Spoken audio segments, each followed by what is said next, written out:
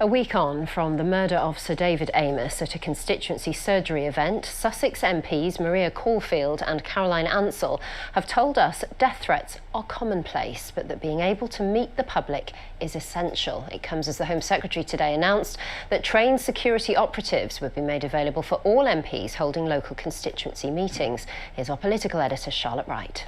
My name is Caroline. Yeah. You know my name. Well, I don't. He does. For MPs, Friday is an opportunity to introduce themselves to their local residents. But after their colleague Sir David Amess was stabbed to death at his constituency surgery in Southend last week, personal safety is at the front of their minds.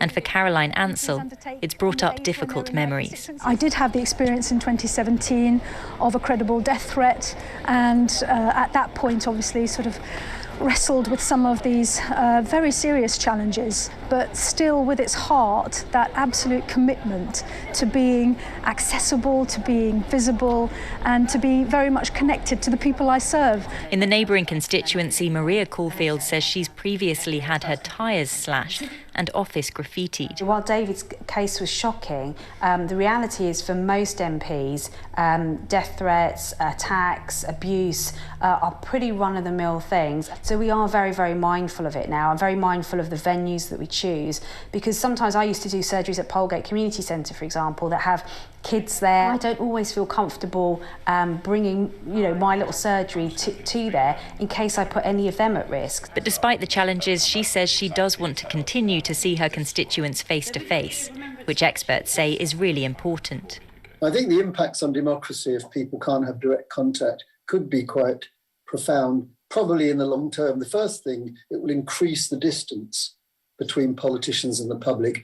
It will lead to both cynicism, which is unhealthy, and also electoral apathy, that is, people won't feel motivated to vote.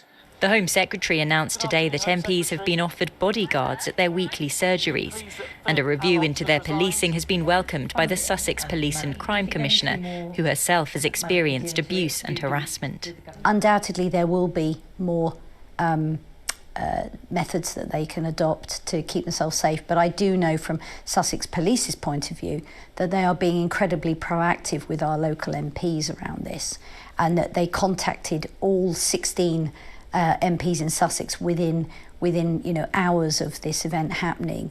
That wouldn't necessarily have happened 5 years ago. As these important discussions continue, for now for MPs across the South East, the work goes on. Well, Charlotte is in the Lewis constituency of Maria Caulfield now. So, Charlotte, seemingly dealing with safety concerns is nothing new for our South East MPs. Yes, and I think that's evident in their reaction to the death of Sir David Amess, a real sense of shock, but not surprise. In this constituency, Maria Caulfield's constituency, she says that she won't advertise in advance when she's going to an event because she says it's too risky. The problem is for these MPs is that much of their job relies on face-to-face contact with their constituents, being open and available. And actually, Caroline Ansell says being an MP is a lifestyle, not a job. So while they might be offered bodyguards to attend their constituency surgeries, and that is something that Maria Caulfield has said that she would consider, they can't have protection every time they pop to the shops. So I think while these discussions may have been going on for some time, we're still a long way off finding an appropriate solution. Charlotte, thank you.